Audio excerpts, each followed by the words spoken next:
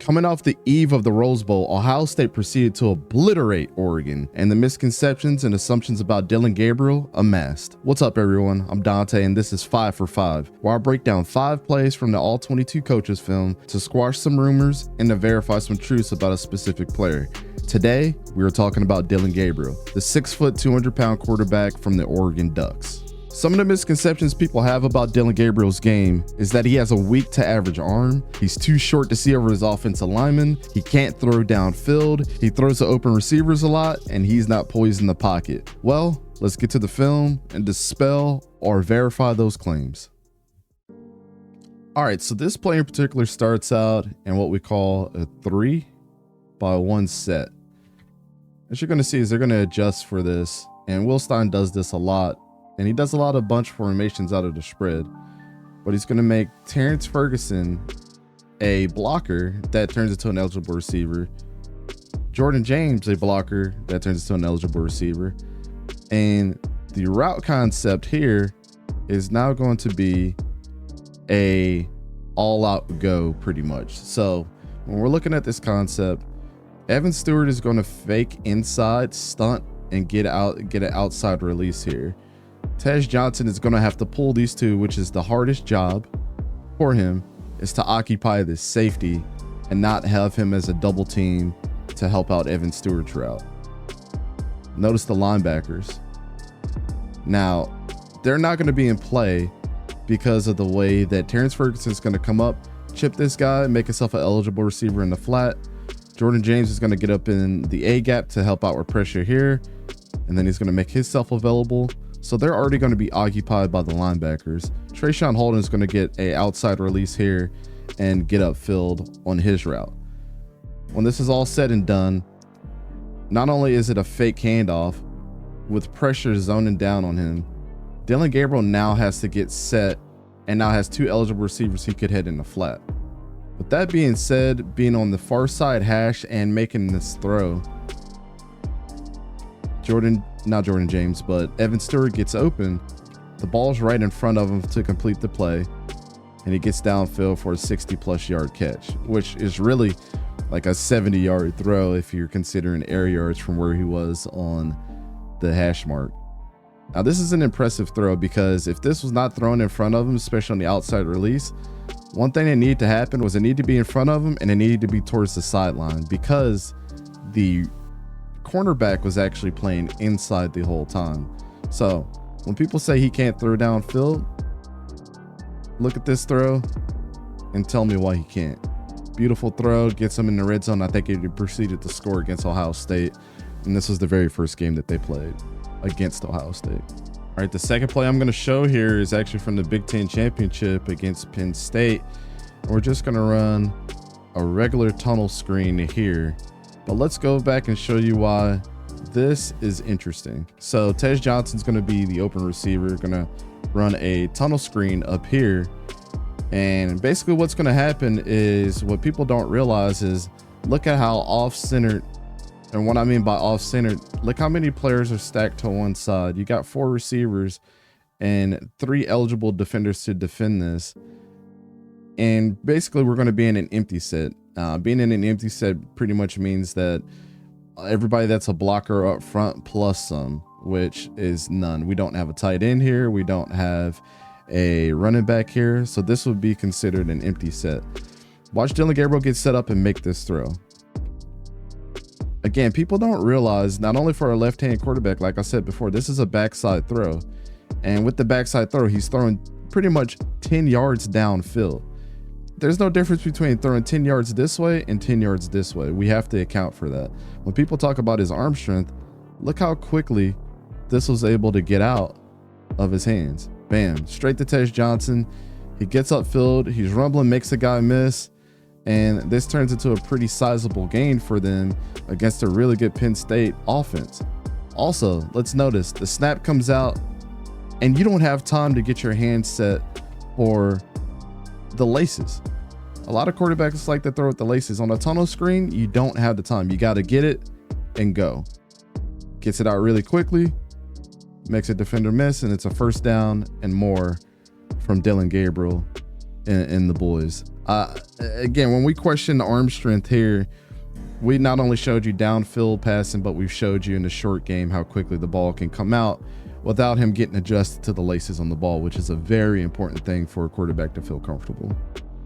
All right, so play number 3 here is one of those plays that you really don't see everything that's going on unless you have the All-22 or coaches film like this. So Dillon Gabriel is going to make a couple adjustments, not only moving number 18 𝗎𝙬𝘂𝘀𝗀𝗀 in to pick up the edge, but just to be a distraction. Also with 𝙎𝙤𝙘𝗀𝗀𝗀𝗀 on his left side to fill in the A gap, pick up a block, and become an eligible receiver. But this play went to 𝗎𝙬𝘂𝘀𝗀𝗀𝗀 on the wheel route and for a touchdown. So let's go back and kind of review exactly what was being done here. So this is a 2nd and 15 play, and they're deep in their territory. And this is the Big Ten championship against Penn State. He motions in 𝗎𝙬𝘂𝘀𝗀𝗀𝗀 here from being lined up on this side. Number 13 is obviously a hot read for a quarterback, and also this guy. And if you want to pick up extra protection, you're going to motion these guys in, not only if you want them to be a distraction, but the chip block and get out. Actually, what's going to happen here in this segment is 𝗎𝙬𝘂𝘀𝗀𝗀𝗀 is going to be the open receiver that's going to get downfield on this wheel route. You're going to have Evan Stewart that actually motions in and becomes a receiver as well. But watch the switch up of Noah Whittington actually taking this side, filling in for the A gap here, becoming a blocker, and could become an eligible receiver in the flat. But a lot of things that happened here on the defensive front is, you know, you had your 2 hot reads here for a quarterback, which is always an alert. 13 is going to come around this way and pull a stunt. So moving Noah Whittington this way was actually not only a distraction, but you could help your offensive lineman by him filling in the gap and having the left tackle just able to focus on picking the stunt up. The most important route on this is what I like to call a red route, which we had this in our playbook when I was coaching, which is you're going to have Trayshawn Holden here that's going to get up the field, and he's the one that sold this whole play in my opinion. You have to pull these 2 guys out of position, the safety and this corner, right? And you have to make them feel like you were threatening the middle of the field. Actually, there's nobody open. There is a wide gap here in this cover 2 look, and you want to attack this space. So I'm sure Dillon saw this, but he's going to be the primary receiver and look as a distraction. Noah Whittington was probably always the number 1 receiver on this wheel route, and this is already designed for, you know, obviously to be a motion in, but the whole play worked out beautifully. And sometimes your wide receivers will simulate putting their hands up and almost act like they're catching the ball to pull the defender their way. So watch as he gets the line set here. Trayshawn Holden knows that he has a one-on-one matchup with this corner. And then you have Noah Whittington that is going to pick up this A gap. Evan Stewart came down in motion here. And you're going to have Tej Johnson split in 2 receivers. And you're going to have this corner here that follows. The safety bites down to make sure that there's nobody else being picked up here. Now, where Dillon Gabriel has to put this ball, obviously, is short. You don't want this to happen all the time, but you got to notice that I got a guy right here and also have this corner that's over top. So if I overthrow this could be a pick 6 to the house, right? Or I can save myself by throwing this short and giving my receiver a chance, but making sure I'm as close to the sideline as the player is, so this player is not coming and undercut it. He's probably too far away for that to happen, but he makes the catch. 𝗎𝙬𝘂𝘀𝗀𝗀𝗀 makes a really good move of putting this over, you know, for the score. And then on the other side of this, let's look at the offensive lineman side. 𝗎𝙬𝘂𝘀𝗀𝗀𝗀 comes in, doing the adjustments for this. The defense is seeing it. Abdul-Carter and the boys, I'm not sure what their signal is for, but they probably think something's going over the top. So there is just all out pressure here. So 15 is going to stunt. Bam. And it's a touchdown. Beautiful play. Beautiful throw.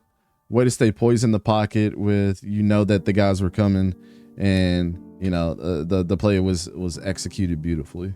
All right, one of my favorite plays from Dillon so far, and this is one of those myths about, you know, Can he only throw to he only throws to the open receiver. He never throws to anybody that's covered or makes a difficult throw, which is totally wrong. He's been kind of doing this all his career. So you're going to get a man that jumps here, but this is another empty set, 3x2 set, as you see here. And if you're noticing, this is a cover 2, a disguise cover 3 that's actually going to be a cover 2 man, and everybody's going to be picked up. This guy's going to be picked up on this route. He's going to be picked up. He's going to be picked up. Jordan James is going to be picked up. This inside receiver is going to be picked up. So what does this leave you? Well, I got this edge rusher I probably have to worry about, but this guy's standing up, so he's probably going to be on a blitz, or either he's going to try to drop back and cover a receiver. What I can tell you now is once this receiver is probably on an alert, he probably was going to run some type of 10-15 yard post. But what ended up happening is he runs a deep crosser, which we usually call this an alert route, which is when you see this and everybody's covered and not a guy is playing down in the box and your linebackers are not set here, you have to pick up 3 people. He's going to be able to pick up this linebacker, this safety, and leaves this guy to bite down on this wide receiver as well, which gets Chaz Johnson open on the seam here against this corner. Now, there was a botch snap. I don't know if you guys caught that. Watch the botch snap that happens. He catches it with his left hand, which he is left-handed, sets up, gets a little pressure in his face. It's like there was no pressure. And his offensive lineman takes this guy out the equation. Gets set back up, doesn't feel rattled in the pocket because a lot of people felt like he was erratic, but after catching the botch snap, setting yourself up, moving up the pocket and making the throw. Now this throw is going to be more towards this way, and the reason is you have a receiver or corner that's over on top of Chaz Johnson right now. If he throws this just a little bit more inside, or he throws it short, this could have been undercut for an interception. And so he makes a very good throw while under stress with the botch snap, steps up in the pocket and makes a really good throw. Again, this is one of my favorite throws of the year that he's made. So we can go ahead and dispel that myth that he only throws to open receivers. All right, well, we can kind of dispel a couple things here. So we know that Dillon Gabriel can be a dual threat quarterback. So what we're going to have here is pretty much an empty luck on the left side of your field. And we're going to get this receiver to come up and do a deep crosser as everybody's crashing down thinking that this is a bootleg. He's going to run a bootleg that he's going to cancel, get out the pocket. As pressure's in his face, he's going to have to step up. Noah Whittington picks up the play, and he makes the throw. Excellent throw. It's a little bit behind the receiver, but it's more so on the route. His receiver goes up, makes a good catch. The corner didn't have enough time to hone down on him and make this tackle. And a couple things I want you guys to notice is the threat of the run is real with him. And so he gives you that aspect, but he's also scanning the field. Could he have made this throw? Well, you got to think about it. This is his front side. This is his back side. So when a lot of quarterbacks make this throw, this is a left-handed quarterback, so he technically would be throwing across his body.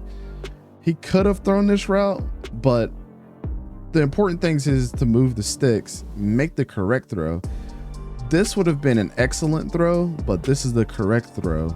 And with as much congestion as was going down at this side of the field, for him to run a bootleg, cancel it, the distractions of that, he can't see over his offensive line. He can't see through congestion.